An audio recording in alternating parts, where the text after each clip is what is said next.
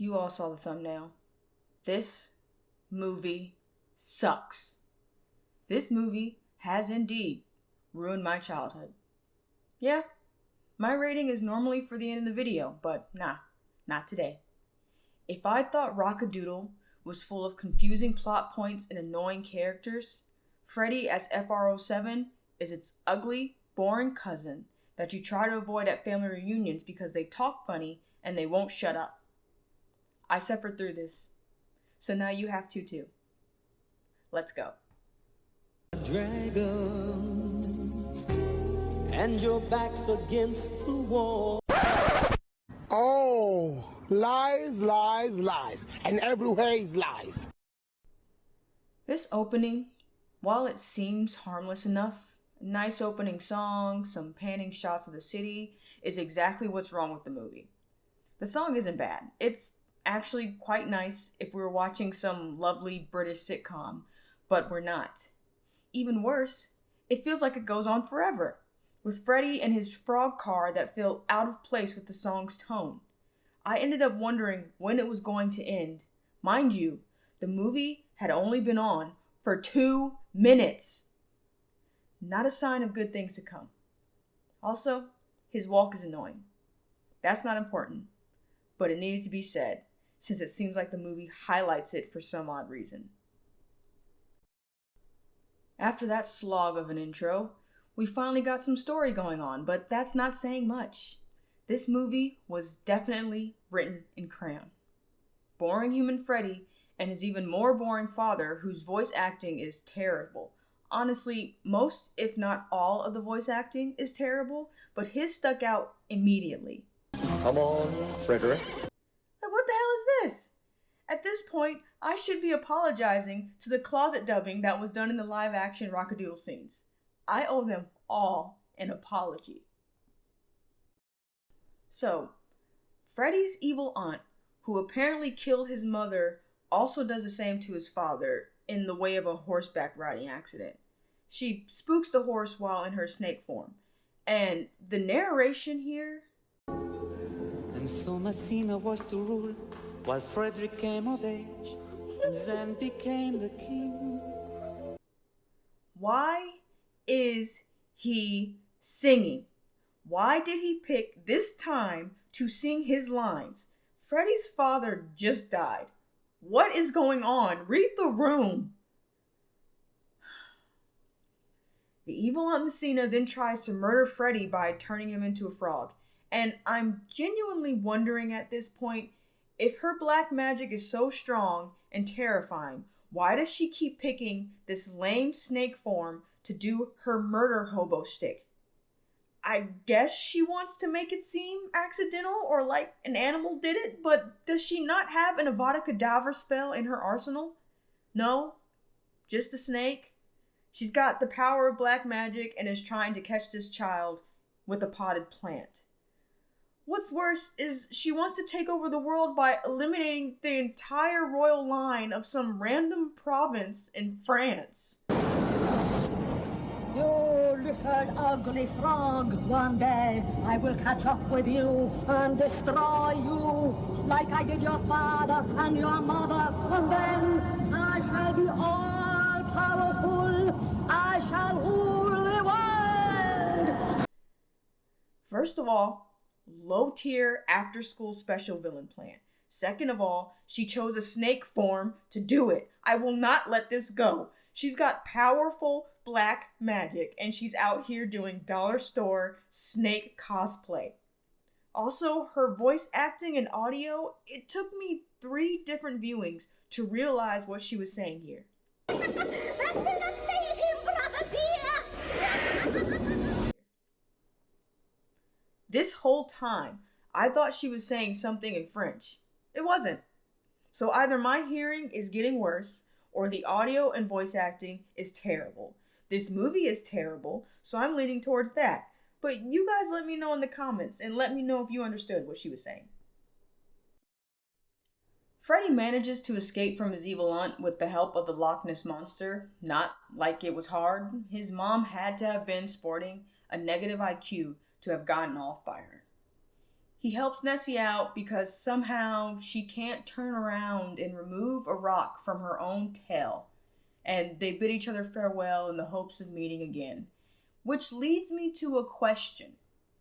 What was she doing in the waters of France? Is this why she's never spotted in the Loch Ness, because she's vacationing in the French waters? And why does Freddie's voice suddenly get deeper when he says goodbye? Goodbye. Moving on. Freddie eventually stumbles upon a group of frogs at what can only be described as a frog dance club and lays down his crown, completely abandoning his old life. And this entire sequence, this whole Freddie living with the frog sequence, is nonsensical. It has no structure, it's a waste of time, and I can't tell which frog is supposed to be Freddie in some of the scenes. Is that Freddie? Is this Freddie? Who the hell knows? I don't. I can't figure out how much time has passed, and the damn narrator keeps singing. Freddie was not. Shut up! It keeps being brought up that Freddie was different from all the frogs, which, yes, duh.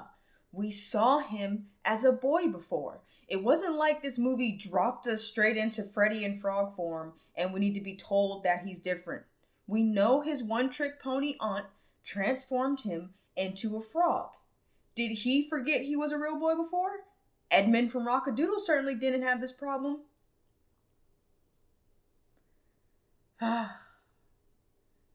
But Freddie eventually grows into the size of a full-grown man, and none of the frogs run in terror or try to slay the giant, so he moves on to his life as a spy of some sort, or whatever. We're back in London, where Freddie is called into service to help investigate why all the treasured British monuments are seemingly disappearing, and not a single person was looking at the moment these monuments are taken. But we take a little detour into some unnecessary slapstick, and normally I would skip past this, but I had to see it, so now you do too. What the hell are these crows? What is their point? Are they supposed to be a parody of the crows from Dumbo, except even worse? And they show up like 2 more times in the movie for zero reason. F.R.O.7 in Hollywood. Hey, Daddy-O, the Tower of London's gone. What you gonna do about it, huh? Come on, tell me what you gonna do about it. They said nothing. The tower. Would you get out of here? Freddie is introduced to the 2 other spies that will be working with him on his investigation, Daffers and Scotty. They're bland. And Freddie is a creeper to Daffers, and I just realized it's another interspecies romance. And did she just flash him? God help me, I will never get this time back. Can I at least take this moment to point out that this is who Freddie sounds like when he talks? Well, you know, I've always wanted to go to the English horse racing. So, why don't we start at, what do you call it? Ascot. So now I have returned to my locker to retrieve my Algebra 2, how do you say, book? God, I want to fucking murder you. Cut to Messina, and she's even got her own villain song, which I actually still like. I'm not gonna lie. The animation is janky, which it has been for this whole movie, but the song is catchy. She's an F-tier villain, but the song isn't terrible. I guess it's one positive of the movie for me. Yay. Grace Jones, you deserved better. And before anyone points it out, I see the imagery of the Evil Mania background characters. I just don't care enough about this movie to dive into it and point them out. But there you go. Do with that what you will. For the people who have seen this movie, my condolences. But yes, I did skip the horse race part of the movie. I'll be doing that a lot because most of this movie's plot beats are incredibly uninteresting and boring. comparing this to Rockadoodle again, but while that plot could be all over the place, at least it was entertaining in its madness. Freddie as F.R.O.7 is not. I can't even name one point where I even laughed at the stupidity. This is not a so bad it's good movie. It's just bad and boring. It's when Freddie and the other spies hide out in Big Ben that I realized I hadn't even been writing any notes for quite a while for this movie. I blacked out sometime after Freddie's car smacked Dapper's ass with its side mirror. Yeah, I know. But when I came to, they were still in Big Ben and Freddie and Daffers were flirting, and I briefly considered kamikazing myself into my TV screen. The spy team are eventually captured, and I can't help but notice, because I think the animators want you to notice, the jiggle physics every time Dapper struggles in the grip of the guards. And was it even necessary? No. Nothing in this movie is necessary. Nessie returns again to save Freddie and Scotty from their underwater death trap, and all I have to say about this entire plot point is this. Nessie, the Loch Ness, and the Scottish people deserve better than this. Freddie and Scotty rescue Daffers, and when the hell did she change into this outfit? I understand that Freddie and Scotty had to change, but why her? Her outfit was fine. Well, you know what? No, I know why. Freddie as F.R.O.7 animators, when I catch you. Also, we get another "We All Should Suffer Together." The song by Asia is nice during this sequence, but again, out of place. Some years back, maybe when I was in high school, I went looking for this song, but for some reason I could never find it. It's nice, even though it's placed in a terrible movie. Asia deserves better than this. Freddie and his aunt finally go head to head, and it's just as exciting as the whole movie has been, which is not at all.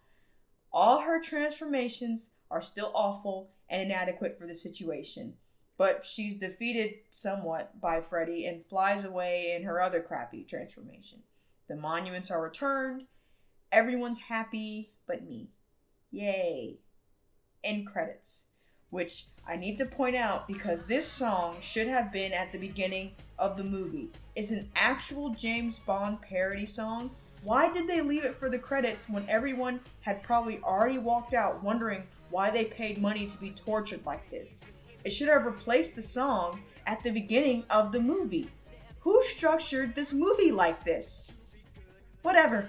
Final thoughts. Final thoughts are, I hate this movie. There are no redeeming moments. The animation is terrible. The voice acting is terrible. The audio is terrible. Freddie did keep reminding me of Tommy Wiseau from The Room at some points, which I guess was one of the highlights. This was supposed to be a satire on 007 films, but Monty Python, it is not. I know why I liked this as a child, because only a child could ignore all of its flaws and enjoy this dumpster fire. Everyone who was a part of this movie deserved better than this, except the writers, the narrator, and the director. They deserve Death Row! If anyone ever suggests this movie to you, just eat the VHS tape instead. It'll be shorter, more fun, and probably less painful.